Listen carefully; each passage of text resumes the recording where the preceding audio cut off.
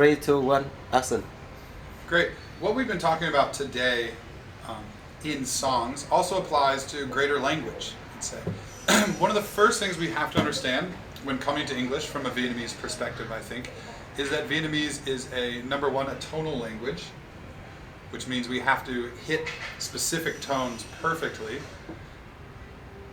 And number two, Vietnamese is a monosyllabic language, meaning that all words are just one syllable, or all sounds.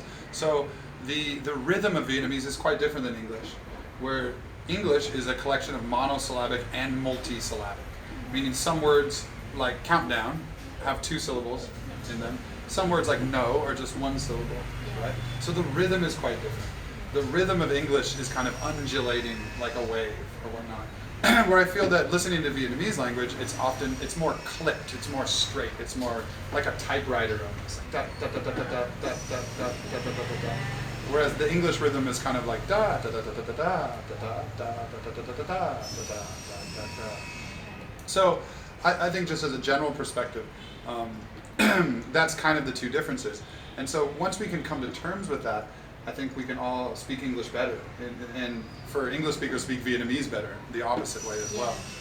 The great thing about the tonality of Vietnamese, and that you're constantly hitting these high and low tones, the yong nak going down, or the yo sak going up, for example.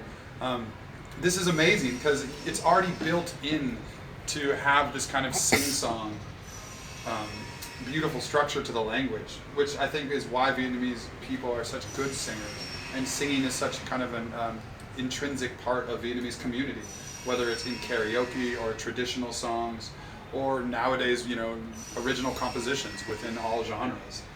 So yeah, I think from a linguistic perspective, the languages are so very different, but naturally the Vietnamese language lends itself to song.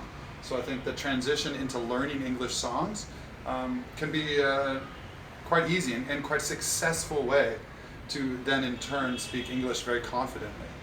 So I think from a linguistic perspective, like we said earlier, the foundation is there. It's just getting the confidence and really focusing on those sharp consonant sounds that just don't exist in Vietnamese. The s, the sh, the z at the end of words. Yeah, exactly. They don't exist in Vietnamese. So to bring those into your language and your sentence building, that'll be the biggest challenge. So as we said, kind of in the last bit, when we're working on songs and we're working on lines, never hesitate to isolate sounds. All the days that I, days that I, days that I, all the days that I, that I,